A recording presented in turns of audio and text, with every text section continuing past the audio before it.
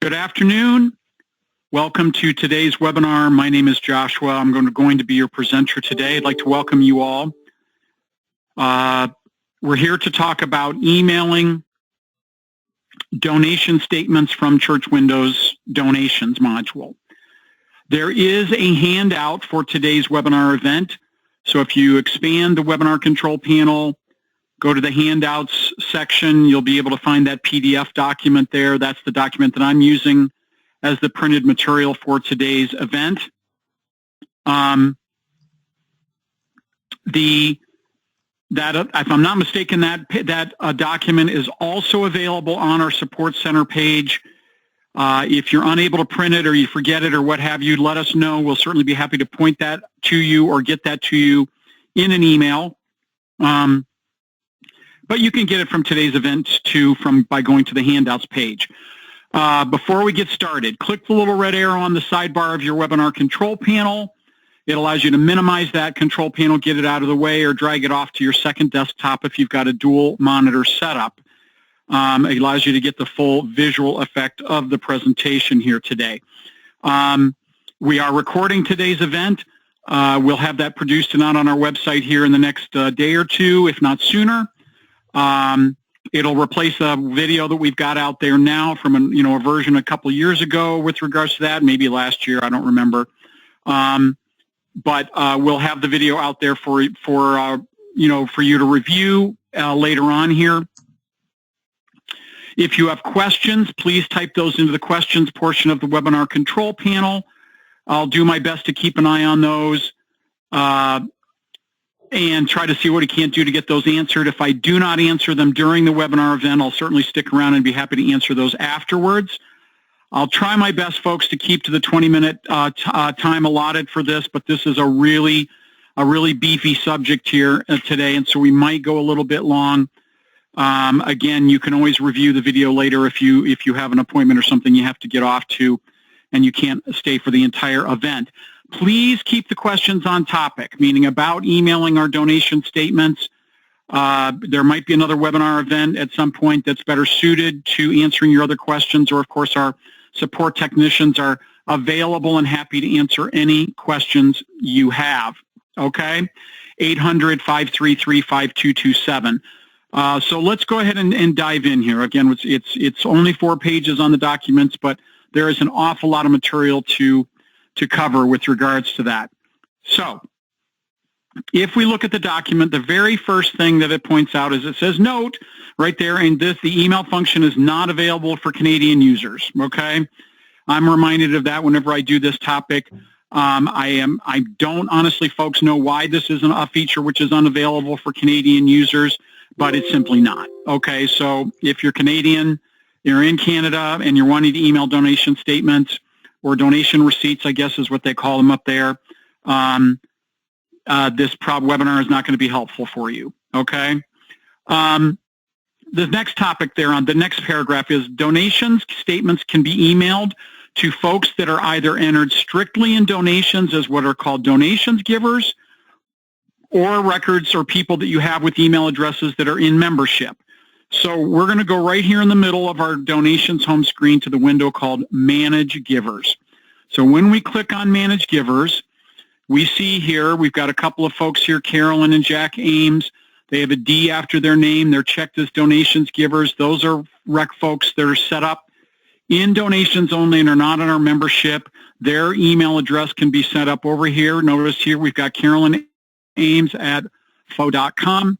So again, donations givers can have email statements emailed to them too, but they do have to have an email address entered on their individual record or their record here under the phone/email tab.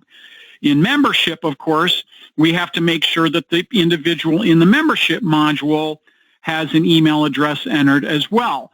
So any of those folks here that would either have to have a V after their name or have no letter after their name would be a record that's brought over from membership. So over here we notice phone, email, but this again is where the membership is where the email address is entered for your folks who are in your membership database if they are to receive a donation statement, okay? Either one, doesn't matter, but the record that you're wanting to send it to has to have an email address, okay? So as it says there, if an individual gives a loan, then the donation statement will be sent to the email address of that particular individual's record. Or if you have individuals in the membership module where the Gives with Family function is in play, so what we see here is like under Bill and Donna Bell, if we go to the tab called Giver Number, we notice here that the checkbox on the right called Gives with Family is checked. Okay, what I'm talking about is right here on the middle on the right-hand side under the Giver Number tab. Okay, that tells us that the Gives with Family is in play and that the statement is going to be emailed to the person in the family with the directory/report order code of 1. Okay, essentially the primary in the family. Doesn't matter who it is. It just has the person that's coded as 1 under directory report order is the email address where the giving statement will be sent. Okay. Givers entered through donations, as it talks about there, is again, it's right here under the phone/email tab to the right, and you have to enter the email address there. Okay. All donation statements are attached to the email as a PDF document, okay, or a PDF file. So the software, folks, literally does create a separate email with a PDF document attached for each person or family statement, giving statement, and sends that email to each one of the recipients separately. The email process can certainly take a few minutes, okay, because it is literally preparing one email at a time with the PDF document attached and perhaps even a file attachment if you decide to add a document or something above and beyond the statements to the emails. And we're going to look at that in a second. So when we're ready to prepare and send our donation statements or email those, well, email them or print them because they can be done together. We're going to go to donation statement. It now goes to the step 1 screen. And what I'm talking about here, folks, is right here on the upper left. It says step 1, select who should receive a statement. All right. That's important because, again, the Church Windows builds in certain criteria for who should receive the statement. But if you have particular criteria that you want to use to be able to select who should receive a statement, you have to enter that here. Okay. So the edit people selection criteria, you click on that. Maybe we want to send it to, members but not visitors, or, you decide. It's your, or those with a status code of active member or something. You choose to enter that criteria here and click OK. By default, when we go down to the add giving pledging selection criteria, Church Windows Donations wants to send an email or send or produce a giving statement for anyone in the software who has giving. So right here it says giving include only those who gave for 2020, but you enter the date range here. So if you send statements more regularly, maybe, quarterly or semi-annually, you would enter simply the date range here on the right-hand side for the statement period that we're wanting to include. So here, we're just going to assume we're doing our end-of-year statements. So we're going to leave it as January 1 through December 31st of 2020, and we simply click Add. Okay? Again, at the bottom of the first page there, it talks about typical criteria is only those who gave, giving include, and choosing pledging include all. Okay? That's the default. Okay? But again, you enter the date range for the statement period that you're wanting to produce. Okay? We might want to visit the Sort tab to determine how the list of giving statements are going to be sorted. So by default, it's going to sort it by name, but you do have some options for how it's sorted: envelope number, giver number, or zip code if you prefer. Okay, we're going to leave it as name alphabetical here. When we're ready, we go ahead and click Next, and it opens up our Step 2 screen. Okay, so this is where we really kind of get into some detail of, where the statements, the meat and potatoes of the statements, as I guess it would, I would state on that. Okay, there's a lot of information here. So notice here, there's several tabs across the top of the page. Okay, options and giving and pledging date range, organization info, email, relabel fields, and individual name options. And each one of those tabs has different things on them. The one that opens by default is options. So where it says statement layout, that's where we choose the statement layout that we're going to be using to send or send to our givers. Notice we have several in here. The ones that say template are ones we produce. You may have some in here that don't say template, which would imply then or indicate that somebody's gone in using the statement designer and created a label, a donation statement, that customized it, whether they added a logo or something or did some, changing and manipulating of the layout. But we're going to be using the one called template windowed envelope today. Basically, again, it all depends on whether you use the statement designer or not to create your own statement or customize that, okay? The global memo. Basically, this is a global memo that would appear at the bottom of everyone's donation statement, okay? Again, this is something you create, and we might build in a couple initially basic ones, but it may not. And if so, you would simply go to this little piece of paper icon to the right end of the global memo, and here is where you can either create a new statement global memo to appear at the bottom of everybody's statement, or you can amend an existing one, okay? So right here, if I go, okay, standard message, if I click on that and go to the right and click the little down arrow, shows me the full text here. I can amend this if I wish. I work with a lot of folks who they make this year specific.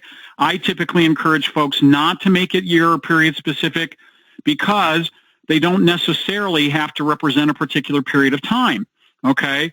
Like this, it can says, this one says, thank you for your ongoing support for the church's programs, all of us working together and enable the church and its members to do God's work in the world, okay? That does not necessarily need to represent 2020. I can reuse that, anytime I want. So maybe it's helpful that you don't enter something which maybe indicates that it's specific for a period of time or year. If you add a new one, you enter the title and the message, and you simply click Add, okay? In order to be able to include the global message, one memo, we have to choose the one that we want from the list. So we're going to choose end of year, okay? Notice down here at the bottom left, we've got under our select box or list here, we've got our print column and our email column, okay? By default, the software wants to produce them for those with print only until you tell it differently, okay? We're going to check the email box here momentarily, but notice some say none and some have email. We're going to come back to that. Shows their total given, total pledged. You can actually enter a personalized statement message memo to any person's individual statement. Or you can enter a personalized email message to a particular person by simply typing in the message right here under either the memo or the message. That will be specific to that particular person or family, and it will not be seen on any other recipient's email or statement, okay? Lots and lots of options here, okay? When we click on the tab called Email is where we're now getting into the email setup. Now, we're not going to really spend much time talking about setting up the email function in the software, folks. There simply isn't enough time. But I am going to bring up my browser here real quick to show you that back on our support center, we do have a fair amount of information on email setup in Church Windows right here or emailing in Church Windows. So if you do not have email set up in Church Windows, either membership or donations, because they're available in both once they're set up, you can go to this page and find a document and a video on actually setting up the email from the Church Windows software, including emailing statements. But basically, you would click Add, the plus sign here to set up a new SMTP email server, okay, filling in the appropriate fields. I'm going to go back to one that we've got here already pre-constructed and click the little pencil icon to bring it up and show you what it would look like.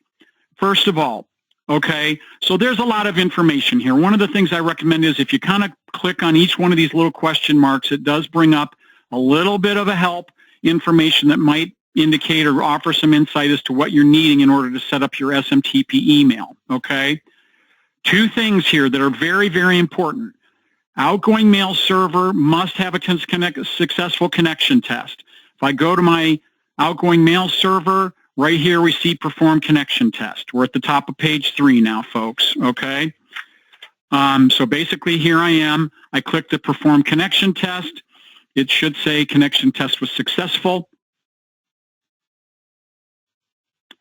It says it was successful, but as it indicates, this does not guarantee that you will be able to send email using these settings.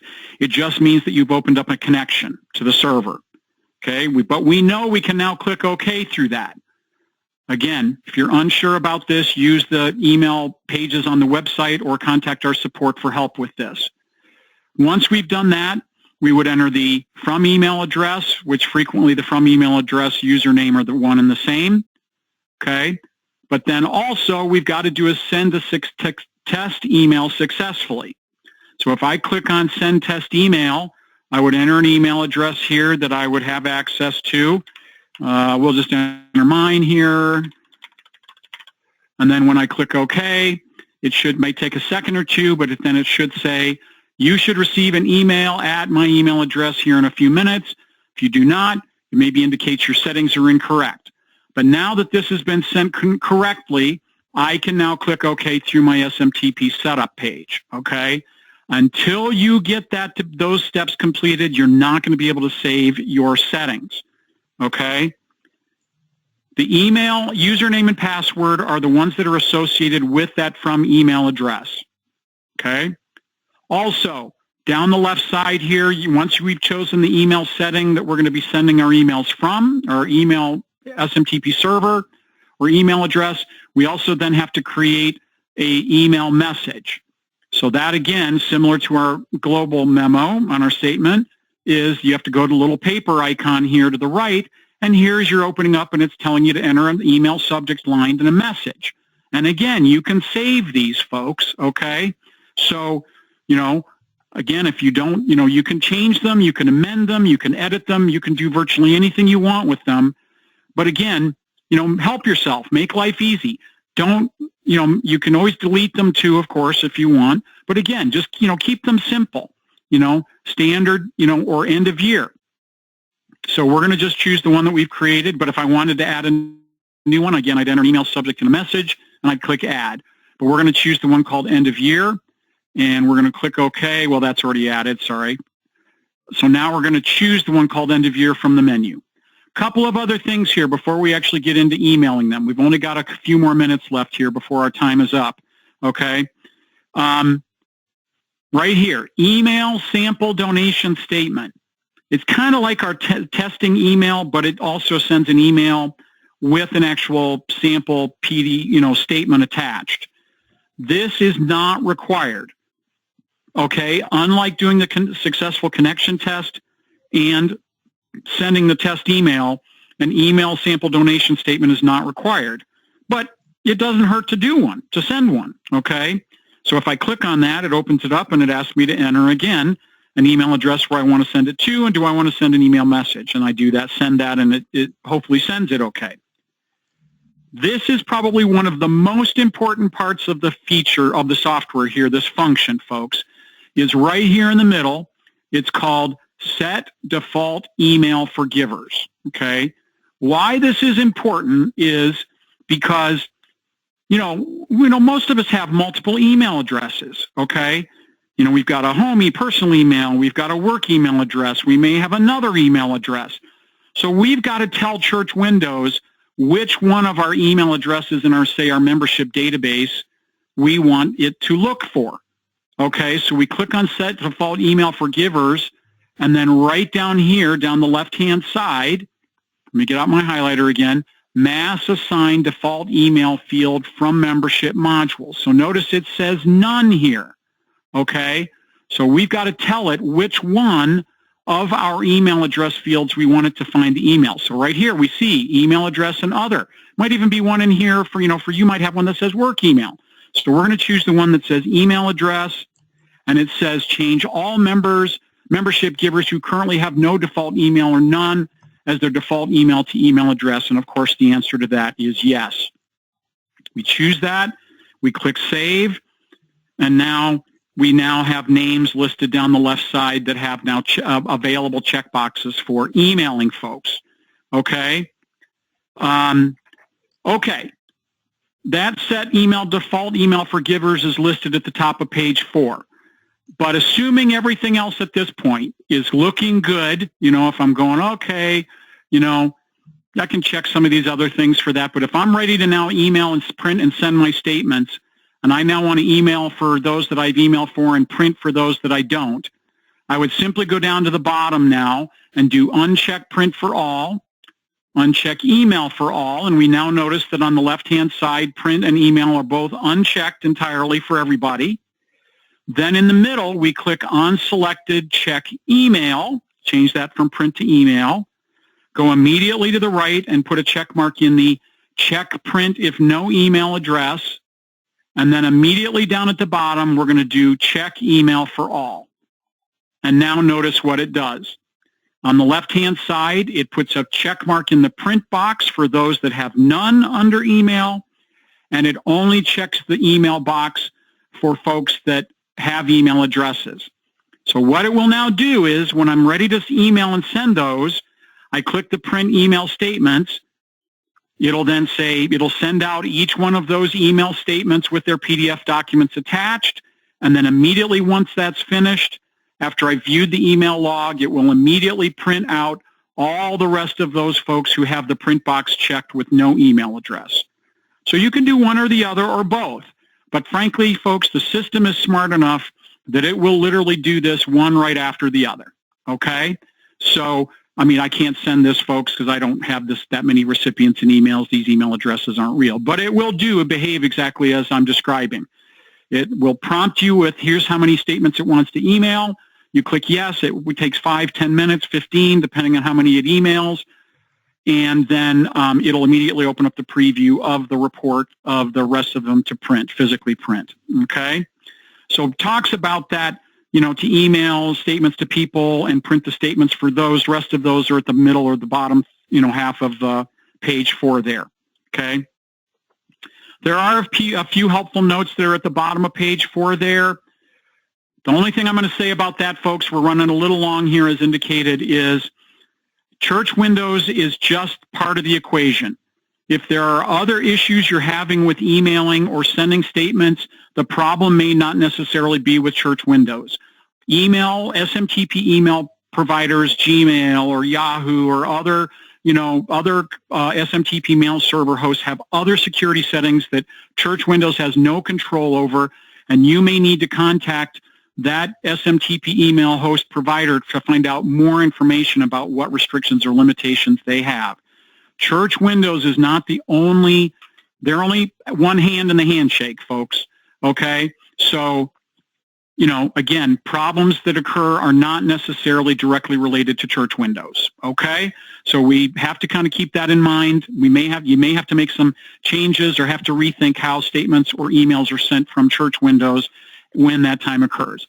I apologize that I've gone a little long here, folks, okay? So that is our topic for the day.